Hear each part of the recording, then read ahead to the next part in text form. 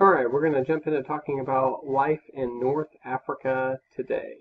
And a lot of this kind of goes on, is consistent with what we talked about with the history of North Africa, and some of those influences during that time are still present today. So you can kind of look through some of the things we're going to talk about here: daily life, religion, certain kind of cultural aspects in food and art.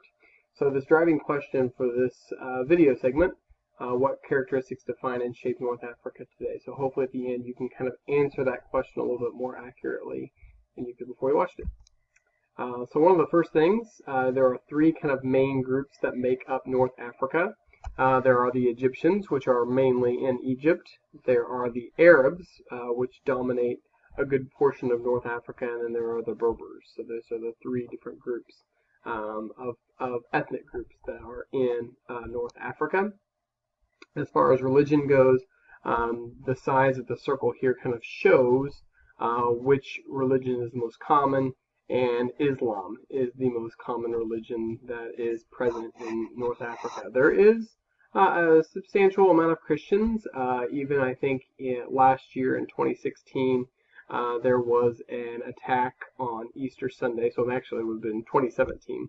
There was an attack on an Egyptian Christian church by ISIS. So maybe you heard about that in the news. So there is a large Christian following, and then Judaism has a smaller group that practice that in North Africa. Notice that we're not seeing anything about the ancient Egyptian religions of worshiping the sun god and things like that. That's kind of passed away, and it's something only what I'd call an antiquity. So moving on to the next slide here. So North Africa, cities like Cairo and Egypt are characterized by like skyscrapers, but then also they have this religious component of mosques, and then there are obviously the pyramids and things like that. So it's definitely a blending of old and new, and you can find that really in a variety of cultures and countries, but that is certainly true of North Africa as well. Here's a picture of Cairo, Egypt on the left. This is just a video that kind of does an overview of North Africa on the right. So if you want to get into the slides, you can actually watch that. So you can see definitely a mixture of skyscrapers, but then just shortly out of the city, you would be able to see the pyramids. You can't see the pyramids in this picture, but they are outside of the city limits.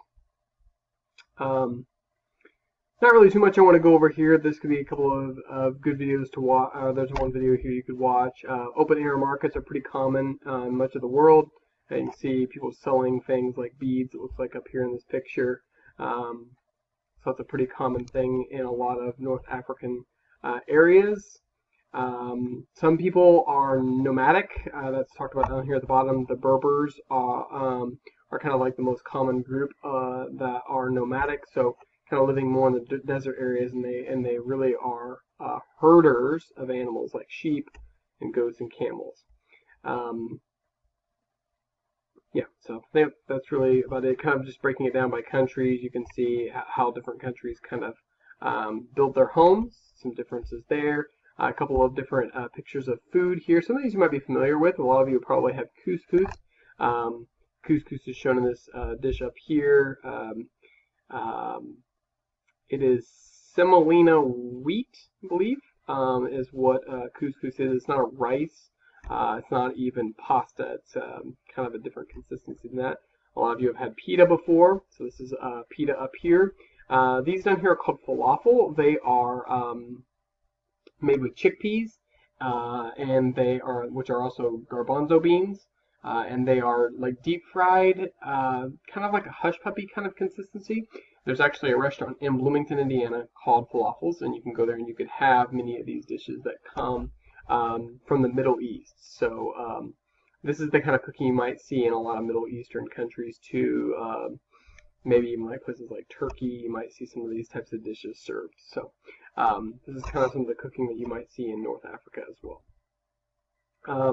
The mosques you can see here, very ornate in the way that they're designed. One of the interesting things about Islam is that the human form cannot be drawn in art. So which is interesting because Christianity draws so much on art in that way, showing Jesus on the cross or other things like that. Islam does not, it kind of forbids for an artist to draw the human body and even animals as well, which is kind of really interesting. So you won't find that inside the mosques. The geometric patterns that are often used are pretty common in Islamic. So if you just like would do a Google search for Islamic art, you'll see a lot of geometric patterns. You can kind of see a little bit on these rugs down here towards the bottom. Arches are pretty common in a lot of mosques as well.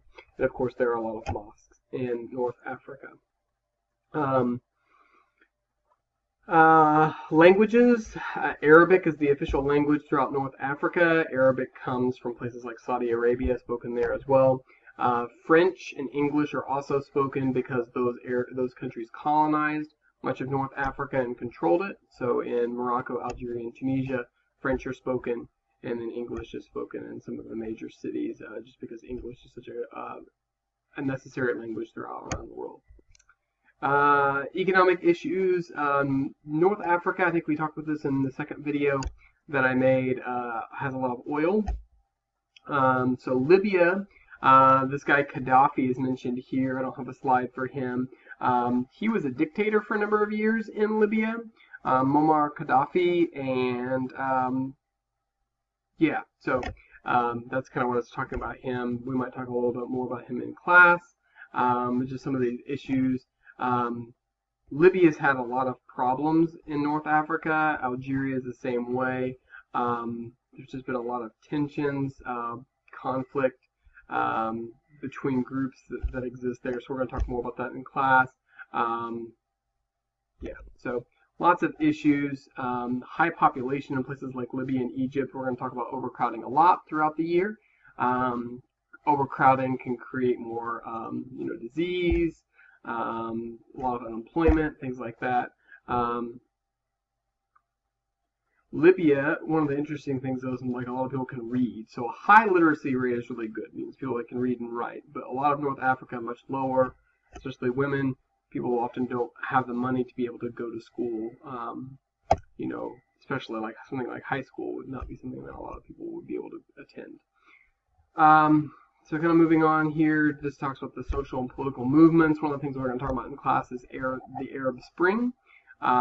It was this changing of kind of like a return to more Islamic principles, and those Islamic principles like really influenced government and the structure of government. So people were calling for that change. I think they had adopted kind of more Western practices, which would be things of like Europe and the United States and North America.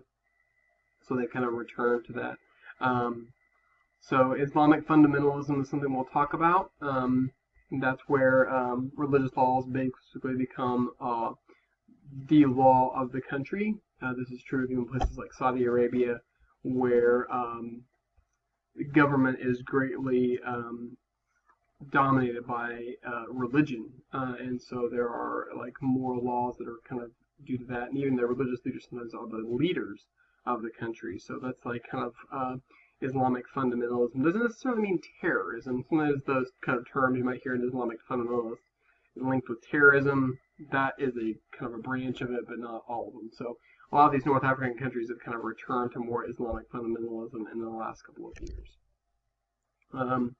So this kind of shows orange is showing protests, purple is showing governments overthrown multiple times, blue is showing protests. So you can see a lot of conflict in North Africa. So really kind of a good example of what's kind of going on. A lot of conflict. This is also the Middle East over here with Saudi Arabia, Yemen and Oman down here at the bottom. So we'll talk more about those areas. So a lot of the problems that have affected the Middle East, in places like Syria, which I'm sure you've heard of, or Iraq, some of those same problems have kind of trickled into this area of North Africa. Another reason we can say that North Africa is so similar to the Middle East. So Islam definitely dominates a lot of the modern world in North Africa. But some of the North African women are getting more rights today. They can own businesses, they can drive cars, maybe even more rights than they would have in the Middle East. So that's kind of an interesting difference. And I already mentioned that Christians have sometimes been attacked for their beliefs as well. So relationship with North America and the United States particularly, that's kind of an interesting thing because some conservative Muslims want to see that back down a little bit and not as much of a connection between those countries. So I think that kind of really wraps it up. So hopefully you kind of came away with some things, just kind of realized that there is a lot of tension in North Africa. There's been a lot of development with the things like the Arab Spring, and but then there's a lot of people that do have the ability to read, such as in Libya. So all in all, I think one of the most important things you can get from this video is Islam continuing to dominate much of the belief systems of people in this area.